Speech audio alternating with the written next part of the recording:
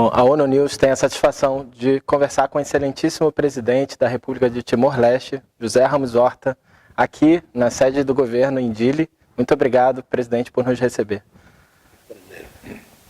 Senhor presidente, nós estamos chegando muito perto da celebração dos 25 anos do referendo, que foi fundamental para o processo de independência do país. E na longa busca de Timor-Leste pela autodeterminação, o senhor teve um papel fundamental, principalmente mobilizando a comunidade internacional e na busca de uma solução que envolvesse as Nações Unidas. Já em 92, as lideranças timorenses tinham um plano de paz que já falava de um referendo da ONU. Então, em 99, quando de fato esse referendo se tornou uma realidade, qual foi a sensação que o senhor teve? O senhor sentiu que todo aquele esforço que o senhor fez durante os seus anos de exílio, que a atenção que Timor-Leste merecia realmente estava acontecendo? Essa atenção estava sendo dada, finalmente? Bom, eu diria, não é, a nossa luta no início, entre dezembro de 75 até dezembro de 78, ou mais ou menos 3 anos, foi uma luta muito forte, violenta, em que nós tínhamos uma força armada muito forte, de 30 mil homens com armas, mas cometeram-se grandes erros estratégicos, táticos, em que nós, a liderança na altura, optou por uma guerra de posição para ocupar espaço. E onde havia a esmagadora maioria do povo. Só que essa guerra de posição teve sucesso no início, em que a Indonésia foi surpreendida com a resistência, com milhares de baixas do lado indonésio, porque o exército indonésio naquela época era muito frágil, muito desorganizada, muito corrupta. Tinha uma pequena força especial, chamada Kopassus, mas era pequeno. O resto não tinha qualquer profissionalização. Então eles sofreram muitas baixas, ao ponto de, no State Department, no Pentágono, em Washington, estavam com receio que a Indonésia ia perder a guerra. Então, o que aconteceu? Em 97, os Estados Unidos aumentaram rapidamente o apoio militar à Indonésia. Aumentou em mais de 100% o envio de armas e a venda dos aviões Bronco, ou V-10, que é um avião muito usado na guerra do Vietnã, da Rockwell, não é Rockefeller, Rockwell Corporation, ótimo para counterinsurgency, o avião que pode voar baixo e ataca as forças terrestres. Quando as forças terrestres não têm antiaéreas, não têm mísseis, por exemplo, né? Aí a Força Aérea Indonésia dominava o espaço. Então começou, e depois utilizaram napalm. Então houve baixas grandes, e a Indonésia, claro, um país na altura de 700 mil pessoas, Indonésia com 100 e tal milhões na altura, 200 milhões, agora com quase 300 milhões. Obviamente era o desequilíbrio, uma guerra assimétrica, e era impossível no ponto de vista militar. Então Timor-Leste sofreu muitas baixas, perdeu armas, perdeu gente, e a população civil começou a sofrer. Portanto, aí foi o mudar da situação, e parecia a luta perdida para nós. Quando chegamos a 78, 79, a guerra parecia perdida. Mas, em 81, surge Xanana Guzmão. No início ele não era o líder. Ele reorganizou a resistência armada, a resistência política, clandestina.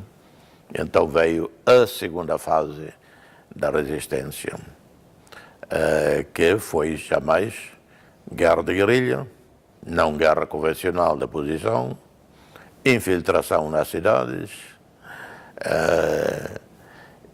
criação da rede clandestina, maior atividade dos nossos jovens na Indonésia, portanto, milhares de estudantes fora da Indonésia, começaram também a organizar na Indonésia. Então, mudou a metodologia da luta. E, claro, mas nunca ganharemos a guerra militarmente. Ganhamos, por um lado, pela parte cultural, religiosa, pela identidade, mas ganhamos pela parte internacional. Se não houvesse a parte internacional, que focou muito em Washington, o meu trabalho durante anos em Nova York não era só Nova York. Aliás, durante um período eu concentrava mais em Washington, no Congresso americano. Aí é que era o poder que podia mudar ou não. Começou a mudar com a eleição de Bill Clinton em 92, 93. Aí começou gradualmente a mudar. E foi graças a Bill Clinton que em 99 Estados Unidos mudaram completamente a posição, impôs à Indonésia aceitar uma força internacional a vir a Timor-Leste. Foi Bill Clinton. Obviamente, houve muitos outros países que intervieram. António Guterres, na altura primeiro-ministro português, teve um papel nobre, de muita coragem, com Bill Clinton, para os Estados Unidos mudar da sua posição.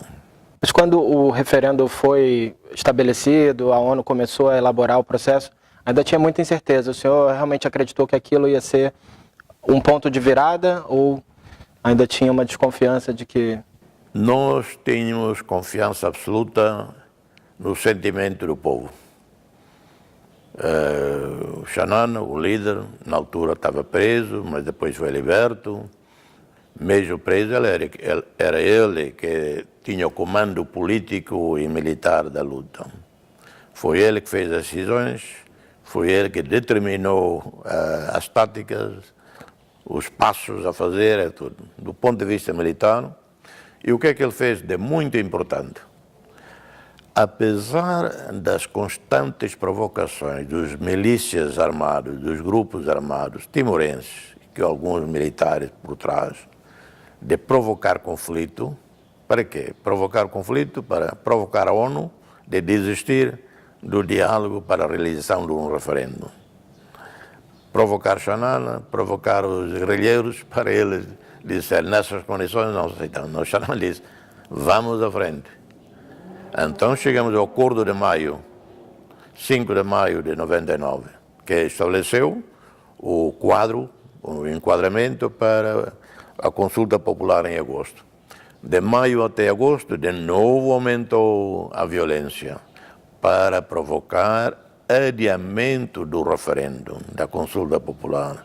A ONU queria adiar, porque a ONU, que eu conheço muito bem, normalmente não faz eleições de um país, um referendo, em circunstâncias como houve. A ONU nunca faz isso. E a ONU queria desistir. Portugal também queria desistir. Xanana disse, vamos para frente. Porque ele, na altura, ele que dizeria. E depois, ele fez algo inédito na história recente. Ordenou o acantonamento unilateral das nossas forças. Normalmente, se vai haver acantonamento de todos. Todos os grupos armados acantonados.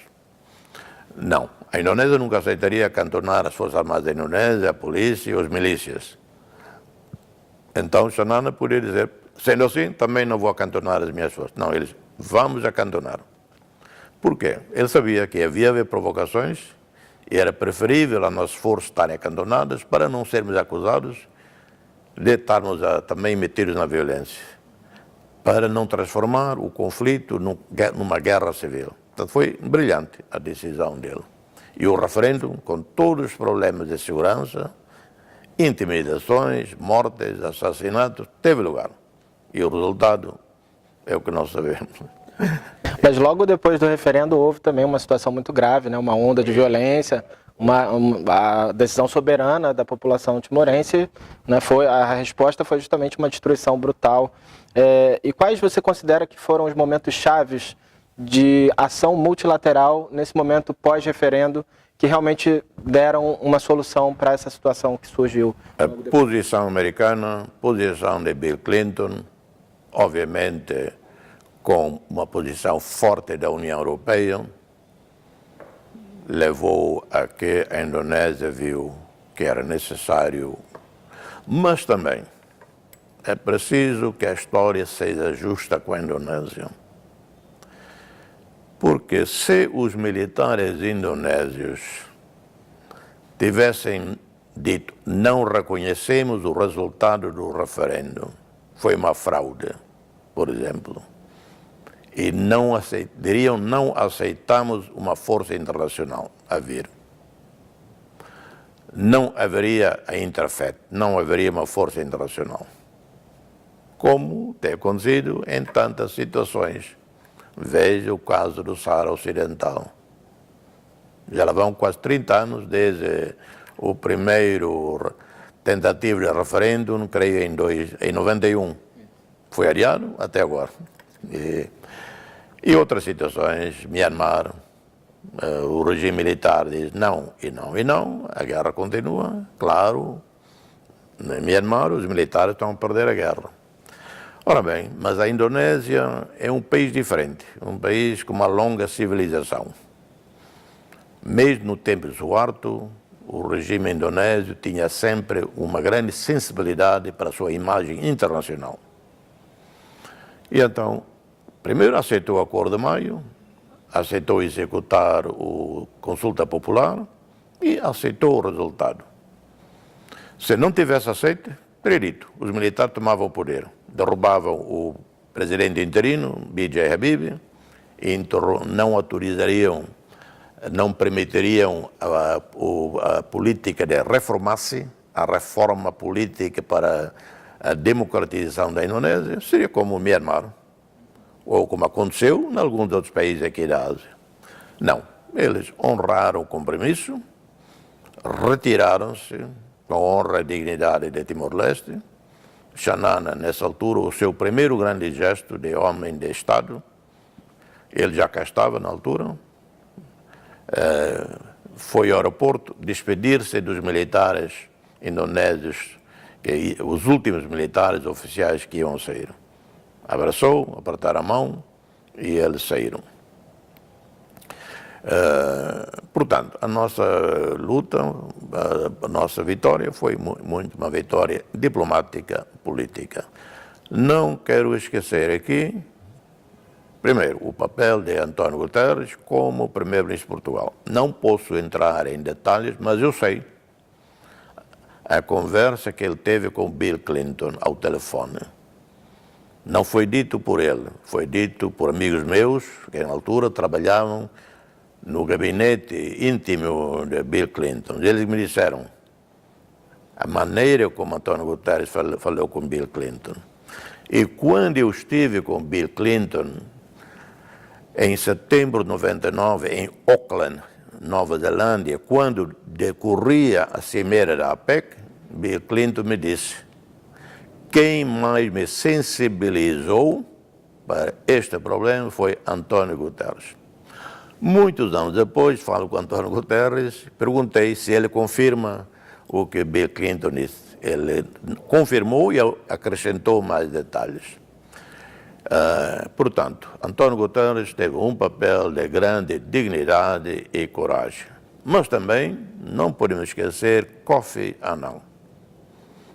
Quando ele foi inaugurado como secretário-geral pela primeira vez, no seu primeiro mandato, no seu discurso inaugural, Kofi Annan disse: neste meu primeiro mandato quero ver resolvida a questão de Timor-Leste. E cumpriu.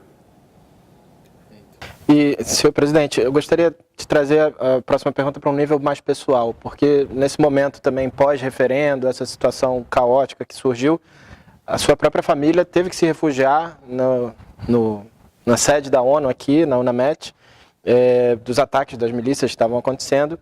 E como é que aquela situação te afetou? Porque ao mesmo tempo que você tinha que ser o diplomata, você também era vítima daquela violência toda que estava acontecendo. Bom, eu tive família que fugiu para a montanha desde 75. 3 irmãos meus morreram. Uma irmã foi morta, mas no caso dela, pelo menos a população viu, ela foi morta, enterraram numa aldeia chamada Anon, em Lolotoi. Depois da independência, fomos cavar e recuperamos os restos mortais dela. Mas 2 outros irmãos, mais novos do que eu, nunca até hoje encontramos o seu paradeiro, os seus restos mortais. Durante o referendo 99, a maioria da família estava aqui, em Dili, alguns na Costa Sul, em Natravora, em Manatuto, espalhados. E numa dada altura, eu pessoalmente estava a falar com uma irmã minha, que estava aí numa casa de família em Matadouro, e ela a gritar, os milícias vêm aí, os milícias vêm aí, e ali o telefone cai. Eu fiquei desesperado. Mas depois não soube mais nada. Depois é que eu soube que um segurança da UNAMED, o Jorge, ele é, creio, de origem latino, mas vive em New Jersey há muitos anos, e ainda hoje, muitas vezes, quase diariamente, ele faz liking dos meus posts. Ele é que saltou aquele muro da UNAMED que estava colado à nossa casa. E foi pegar nos meus familiares, levaram para a sede da UNAMED, onde estava Ian Martin e todos os outros. E, senhor presidente, o senhor mencionou o ex-secretário-geral Kofi Annan. Uma vez ele disse que o triunfo de Timor-Leste é o triunfo dos ideais das Nações Unidas. O que você acha dessa afirmação? E você acha que 25 anos depois, esses ideais, a conexão com Timor-Leste ainda está viva? Como é que ela pode ser preservada? Bom, sabe, a ONU teve muitos outros papéis importantes na questão da Namíbia. A Namíbia foi administrado, obviamente, fisicamente, né, pelo regime apartheid da África do Sul. Mas havia um órgão da ONU chamado The Council for Namibia, que era a administração formal da Namíbia em nome da ONU. E a SWAPO, Southwest Africa People's Organization, que eu conheci, Sanu Joma e muitos outros da SWAPO, iam muito a Nova York, tinham uma representação permanente em Nova York. Portanto, a Namíbia foi um dos casos mais interessantes e com sucesso. Mas o sucesso também aconteceu quando a África do Sul também começou a mudar. Com o fim da Guerra Fria, a África do Sul começou a liberalizar e a primeira solução, o primeiro grande passo foi a descolonização da Namíbia. Papel muito importante da ONU. Zimbábue, na altura chamado Southern Rhodesia, era diferente. Negociações para a solução do caso da Rodésia, hoje Zimbábue, foi diretamente entre o regime de Ian Smith, o regime racista minoritário de Ian Smith, com o governo inglês.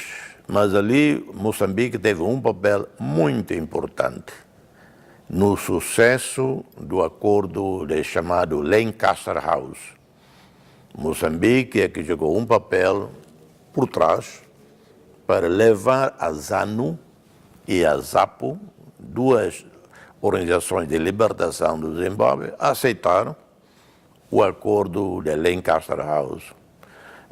Aí a ONU não teve uma grande intervenção, mas em muitas outras questões teve. Guiné-Bissau, muito antes da independência de Guiné-Bissau, uma missão do Comitê de Descolonização da ONU, visitou as áreas libertadas da Guiné-Bissau em 73, mais ou menos. Eu até conhecia os senhores lá fora. Um deles era o senhor Thomas Tanaka, japonês, secretário do Comitê Especial de Descolonização. Portanto, Timor foi um caso de êxito, sobretudo porque o Conselho de Segurança encontrou consenso. Havia consenso no Conselho de Segurança, total. Mas houve consenso no Conselho de Segurança porque a Indonésia já tinha aceite. Porque se a Indonésia não tivesse aceite, a Indonésia era muito importante para alguns países, membros do Conselho de Segurança, não teria havido consenso no Conselho de Segurança. E, senhor presidente, trazendo mais assim, para a atualidade essa situação, mais da metade da população de Timor-Leste hoje nasceu depois do referendo, né? Tem menos de 25 anos, 57% da população. Você acredita que os jovens hoje têm oportunidades e perspectivas de futuro suficientes à altura do projeto de país que foi sonhado na época da independência? Olha, sabe, em 74, Timor-Leste tinha muito menos oportunidade do que hoje. Era um país completamente empobrecido depois de 5 séculos de colonização portuguesa. Não havia um único PhD. Não havia uma universidade. Só havia um universitário formado em Portugal. Não havia petróleo, não havia gás, havia café, o único produto que exportávamos. No entanto, lutamos, alcançamos a independência. Hoje Timor tem 18 universidades. Em 2002 tínhamos 21 médicos, hoje temos 1.300 médicos. Hoje temos mais de 100 PhDs formados em maiores universidades no mundo. Não havia eletricidade em 2002 fora de Dili, mesmo em Dili parava sempre. Hoje a eletricidade cobre 97% do território. Hoje, desde 15 anos para cá, temos receitas petrolíferas, temos um fundo soberano e temos investimentos desse fundo soberano em mais de 1.000 portfólios internacionais. Então, somos um investidor internacional. Já não temos ajuda para sustentar o nosso Orçamento Geral do Estado. O Orçamento Geral do Estado é todo financiado pelo Fundo Soberano. Temos ainda, claro, ajuda bilateral de alguns países, ajuda essa às vezes via ONU. A ONU não financia, né? A ONU não é Noruega, não é Suécia, não é Portugal. A ONU não produz dinheiro, né? A ONU vai buscar dinheiro onde, nos países que têm dinheiro, país do OECD, para executar programas que esses países querem apoiar. Portanto, temos ainda muito apoio, ou algum apoio, muito menos que 20 anos atrás. Alguns programas são executados pela ONU, alguns outros programas são executados por ONGs internacionais, depende dos acordos que se faz com cada país doador. Ok. Mas, apesar de todos esses avanços, a que fato o senhor atribui esse dado de que 30% dos jovens não trabalham nem estudam? Não, esse 30% é algum idiota que fez esse número, ou bebeu demasiado nesse dia ou nessa noite. Eu já ouvi alguns números mais de 20%, 30%, 50%. São ou idiotas, ou beberam, ou são preguiçosos, não fazem.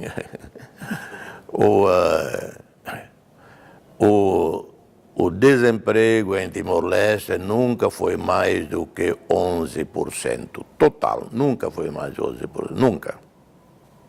E impossível haver 30% de jovens desempregados, matematicamente.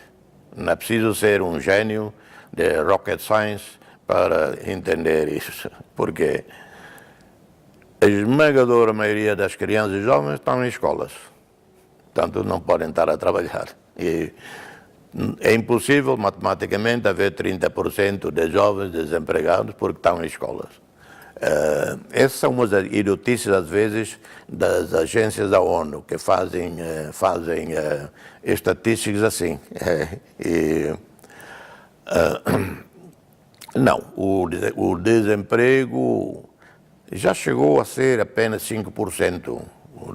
E pode ir lá ver no Google, não precisa muito. Esses preguiçosos que fazem essas datas podiam ter ido ao Google e veriam, e não é. Portanto, não, como eu disse, temos mais de 1000 médicos, quando em 2002 tínhamos 19, 20, 21. Tínhamos um PhD em 2002, hoje temos mais de 100 PhDs. Não havia eletricidade, havia eletricidade apenas em Dili e pouco. Hoje há 97% do território. Esperança de vida, que é o melhor barômetro para avaliar o índice econômico e social de um país, é a esperança de vida. As pessoas vivem menos, vivem mais, depende das condições de vida. Em 2002 era menos 50 anos, menos 60, 57. Hoje quase 70. Portanto, os dados estatísticos que se fala, que gosto muito de citar, é falacioso. Bom, então, indo para uma outra perspectiva, né? O senhor gosta de dizer que o povo timorense já mostrou muitas vezes para o mundo a sua coragem, né? Seja a sua coragem na resistência, a coragem na reconciliação, a coragem de perdoar. Onde é que o senhor acha que essa coragem do povo timorense tem que ser colocada agora? Qual é o próximo grande desafio do país? O timorense é muito orgulhoso. Você veja, por exemplo, há pobreza em Timor, como é óbvio, não há pedintes. Você vai à rua, não aparecem milhares de pedintes, não há. Vê crianças a vender coisas. Vendem fruta, vendem comida. Crianças. E isso eu não considero trabalho forçado ou trabalho infantil. Porque eu sei o que é trabalho escravo, trabalho infantil. Eu sou o chairman do Steering Committee de uma organização internacional chamada Nobel Laureates and the Global Leaders for Child Slavery and Child Labor, com o Prêmio Nobel de Paz da Índia, Kailash Satyarthi.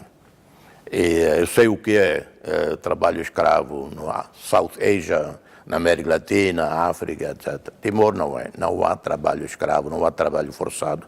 As crianças vão à escola, parte do dia que não tem aulas, pegam em coisas, caminham pela rua a vender coisas. Nunca te pedem dinheiro. Portanto, o timorense é muito orgulhoso. Segundo, muito teimoso. E que vem do seu orgulho. É muito resiliente. E pacífico em geral, até a paciência esgotar. E aceitou rapidamente e facilmente a reconciliação nacional, aceitou rapidamente a normalização de relações com a Indonésia. Nós nunca aceitamos aquela decisão da ONU, da UNTAED, na altura, de criar aqui um Serious Crimes Unit e um Serious Crimes Panel, que é o equivalente a um Tribunal Especial de Direitos Humanos. Nunca aceitamos. No meu primeiro mandato, até hoje, eu decidi, vamos encerrar esse capítulo. Eu, como Presidente da República, não aceito essa imposição da UNTAED, que teve aqui apenas 2 anos, criou esse mecanismo de serious crime e depois nos deixa tudo em cima. Um país frágil, cheio do conflito. Não, vamos fazer o que nós temos que fazer. Reconciliação nacional. Porque não há anjos e diabos. Há um povo sofrido, houve mais variados crimes cometidos, mas é parte a parte. Há uma Indonésia em transição complexa, difícil para a democracia. Não vamos complicar a situação na Indonésia. E por isso os indonésios admiraram muito o Timor. Portanto, nunca aceitamos um tribunal especial. Optamos pela reconciliação nacional e normalização de relações com a Indonésia. Bom, senhor presidente, o senhor estava falando da identidade, eu gostaria de fazer uma pergunta, já que estamos conversando em português. Como é que o senhor avalia que a decisão estratégica de ter o português como língua oficial tem contribuído para as relações internacionais de Timor-Leste e também para... como é que o senhor vê o futuro da língua no país, da língua portuguesa? Não havia outra alternativa, além do teto, que é uma língua nacional, ao contrário dos outros países africanos de língua portuguesa, que não tinham uma língua nacional, havia várias línguas, então optaram pelo português. Assim como os países da língua francesa, Senegal, Côte d'Ivoire, Mali, etc., todos eles escolheram francês porque não havia uma língua nacional. Assim como os países anglófonos na África, desde Nigéria, Botsuana, Zimbábue, Zâmbia, Quênia, etc., escolheram o inglês porque não havia uma língua nacional. Em Timor-Leste tínhamos uma língua nacional, teto, mas que muito deriva de quê? Deriva da cristianização de Timor. Quando os portugueses, missionários portugueses, primeira vez chegaram a Timor há 500 anos, e quando começaram a cristianização, pegaram uma língua para o fazer. Então, aprenderam o teto e utilizaram o teto para cristianizar. A pouco e pouco, o teto foi espalhando. Acelerou muito mais durante o tempo da luta. Hoje, você lê o teto, parece português. 80% das palavras são emprestadas do português. E, claro, decidimos duas línguas. O teto, cada vez mais aportuguesado para modernizar, para tornar funcional. Porque é impossível, como é que você vai estudar direito em teto? Como é que vai estudar matemática, coisa em teto? E por que não escolhemos o inglês? Não, todos nós falamos o inglês. O inglês é uma língua mercantil, uma língua útil, uma língua de ciência. Eu aprendi inglês no tempo português, e assim como aprendi francês. Não tem que ser uma língua oficial. Qualquer dia pode vir a ser. Mas, pragmaticamente, fizemos duas línguas oficiais, teto e português, e duas línguas de trabalho, inglês e bahasa indonésio. E está a ser bem, hoje mais de 30% de timorenses falam português. Em 2002, menos de 1%. O senhor acha que o interesse está crescendo? Está crescendo, sim, está crescendo. Daqui mais 10, 20 anos, a maioria fala. Mas o timorense é muito poliglota. Timorenses falam 3, 4, 5 línguas à vontade. Temos timorenses que foram estudar na China. Bastava apenas 6 meses aprender mandarim para classificarem, entrar numa universidade chinesa em chinês. Timorenses foram estudar na Coreia, estudaram coreano, fizeram PhD em coreano. Estudaram medicina em Cuba, em 3, 6 meses aprenderam espanhol para poder entrar na universidade. Portanto, não temos problemas de ser um país poliglota. Senhor presidente, agora um assunto que também é muito comentado na política externa de Timor-Leste e na economia, claro. O petróleo e gás, ele representa 70% do PIB, 90% das exportações e 80% das receitas estatais. Mas ainda assim, o senhor apoiou, primeiro como indivíduo, depois como governante, o início da negociação de um tratado para não proliferação dos combustíveis fósseis. Em que condições um país como Timor-Leste poderia, de fato, abrir mão desse recurso para fazer uma transição para energias renováveis?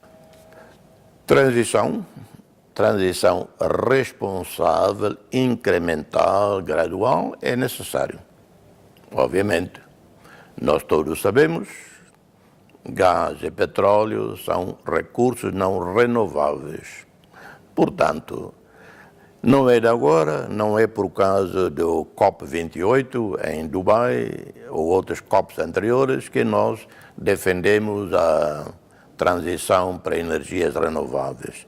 Nós próprios dissemos desde o início, usamos os recursos do petróleo e do gás para financiar as infraestruturas, o nosso desenvolvimento sustentável, a economia em geral, a educação, a saúde, para podermos diversificar a economia. Temos a sorte, a grande felicidade de Deus nos ter dado petróleo e gás, porque as estradas que você vai ver no país foram pagas por nós. Não é por empréstimos americano, europeu ou da China, pagamos nós. A eletrificação do país, que quase cobre 100% do país agora, 100% pago por nós.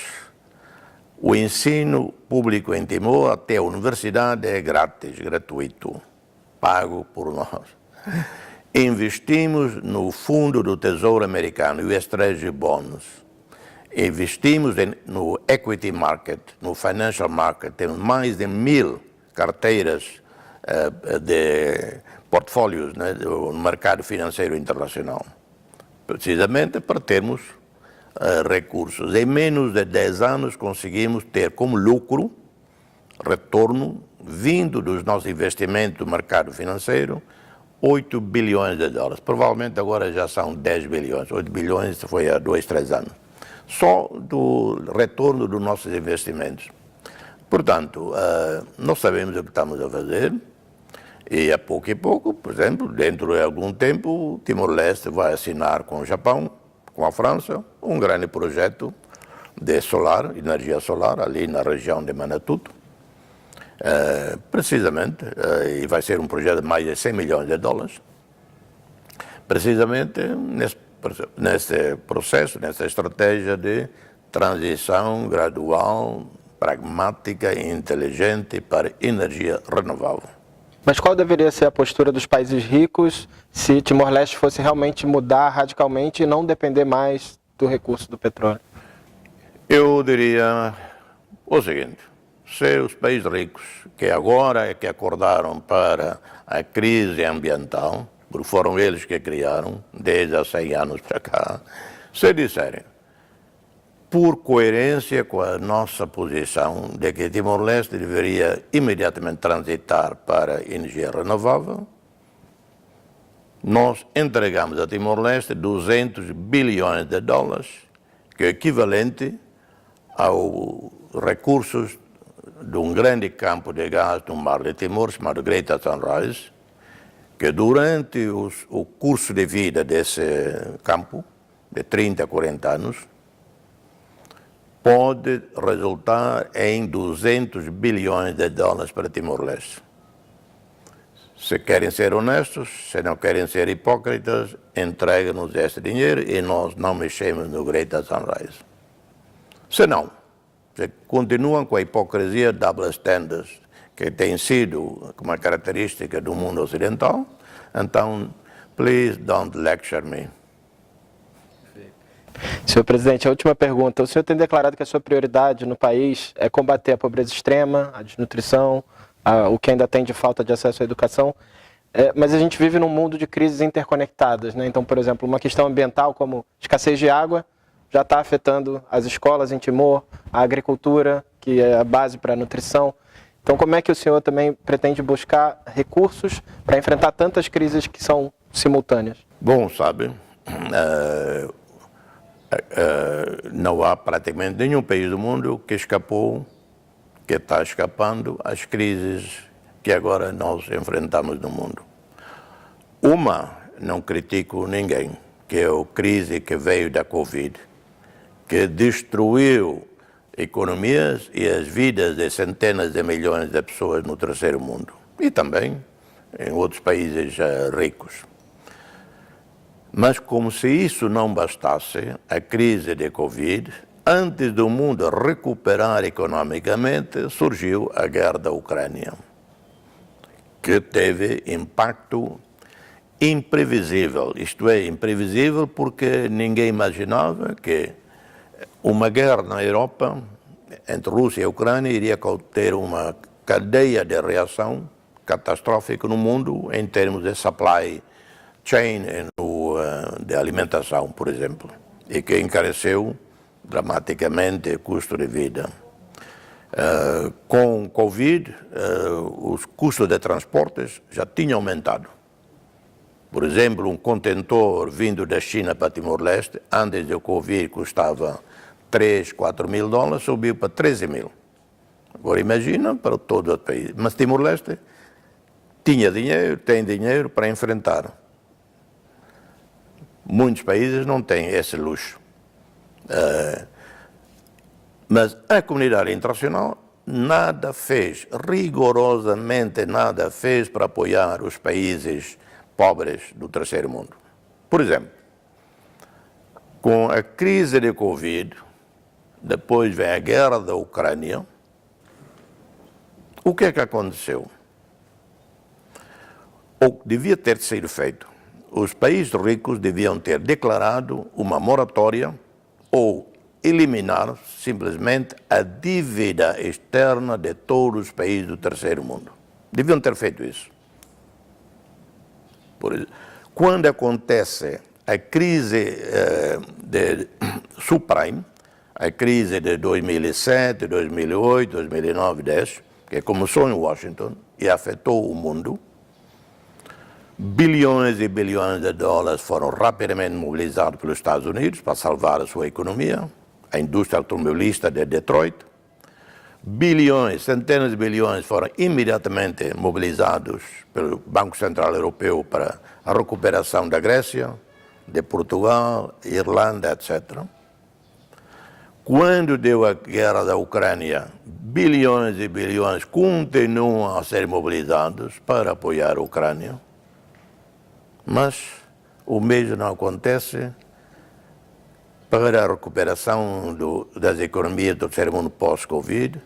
O mesmo não acontece com uma política de perdão da dívida. E, ao mesmo tempo, devia ter havido um aumento do ODA, Overseas Development Assistance, que hoje é miserável. Desde a crise de subprime em 2007, 2008, o montante de ODA de todos os países do mundo baixou dramaticamente. Baixou dramaticamente. Quando devia ter subido pelo menos por 1% do seu PIB. Não aconteceu. Então, felizmente, Timor-Leste tem algum dinheiro para investir no seu povo. E daí que nós não temos fome no país, temos subnutrição. Mas nos próximos 5 anos espero que a extrema pobreza é eliminada, que a extrema subnutrição e com stunting das nossas crianças seja eliminada, porque não é aceitável. Temos dinheiro, e por que temos tanta pobreza? Algo falhou na nossa planificação e execução dos programas. Muito obrigado, senhor presidente, por abordar tantos assuntos e tantos desafios de Timor-Leste, tanto no passado quanto no futuro. A gente agradece imensamente essa oportunidade.